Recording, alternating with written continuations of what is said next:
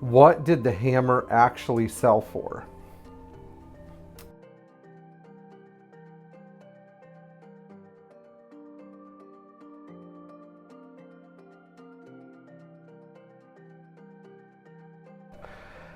Well, I was wrong about the sales price of $661,000 for the 300 CE. As a matter of fact, I was way off because it turns out that there were some problems managing the final bids of that sale, and the way that the car ended up selling was through a sealed private bid sale. So we're going to reveal what the final price was if you haven't seen it on the internet yet at the end of this video. That's the hook, because during the video we're going to go through an empirical process to determine what this car is actually worth and where it belongs in the market. And before I delve into this video, I'm going to ask you to like, share, and subscribe. Tap the bell for notifications. And at this point, maybe pause the video. And if you don't know the sales price, don't ruin. If you know the sales price, don't ruin it for everyone. But if you don't, type into the comments what you think the car actually sold for in its sealed private bid sale.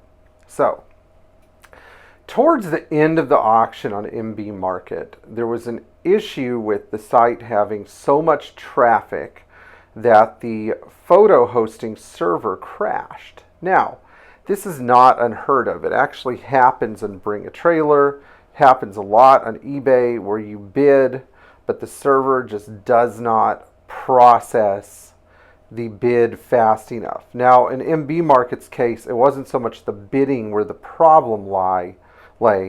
It was more so the number of people coming to the site to look at the car and see what it was getting bid up to. And so when you click on photos and start perusing through photos, photo hosting is something that requires a lot of bandwidth.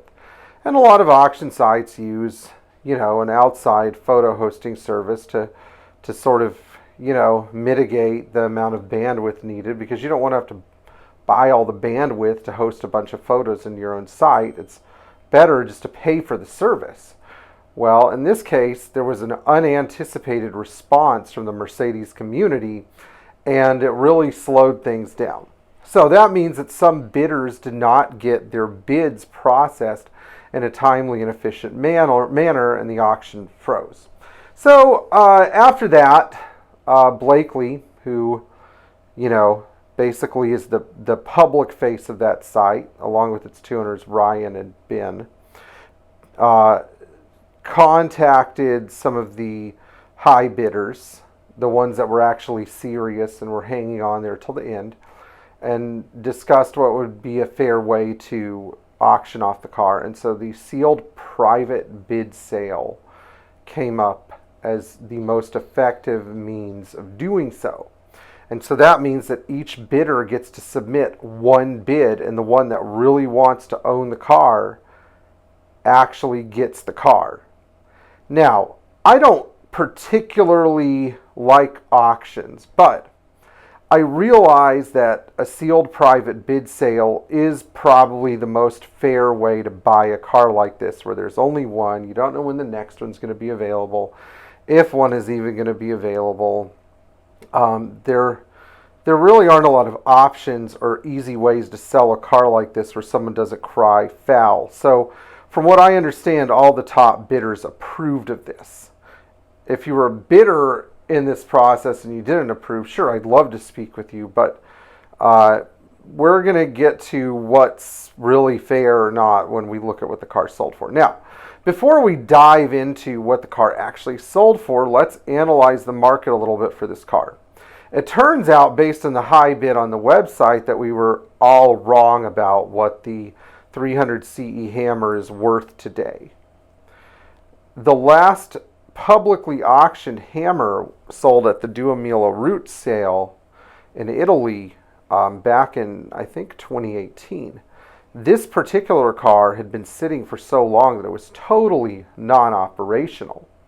Because it was a non-operational car, but still a German-built Hammer with a manual transmission, It seemed like it was going to bring big money, and it did, but it's going to cost even bigger money to restore it and make it into a functional car.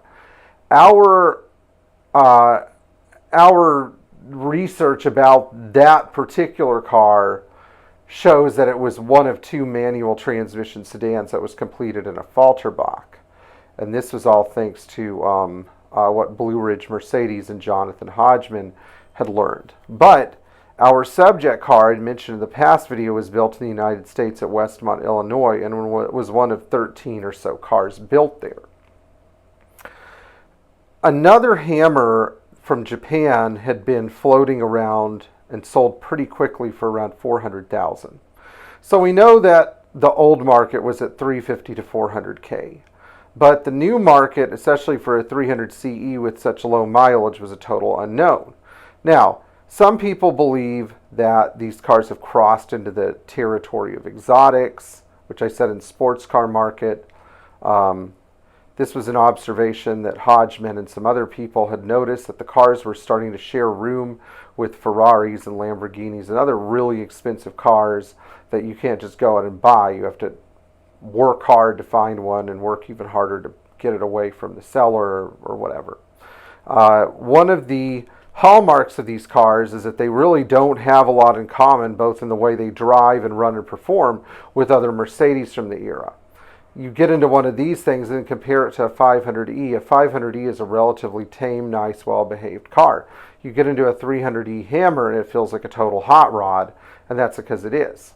It just feels totally woken up, turned on. I don't know what the word is, but I have been 130 something miles an hour in one of these cars, and it's different than any other Mercedes that I've ever been in. It's like everything is turned up to 10. So I can understand where the values come from. Now, a lot of people felt that the $660,000 selling price was high, myself included, but when you start to look at some of the factors, I can understand why somebody would pay this much. Now, there's a difference between thinking a selling price is high and being mad about it. I'm not upset about it. I think it's good that the cars are getting the recognition they deserve, because in turn this should help other cars like the 500 SEC and 500 SEL and, you know, even maybe the normal 300 CE coupe get a little bit more recognition and start being treated the way they deserve to be treated. But when you've won one of these cars your whole life, I can understand you starting to get upset when they've completely blown past the purchasable range.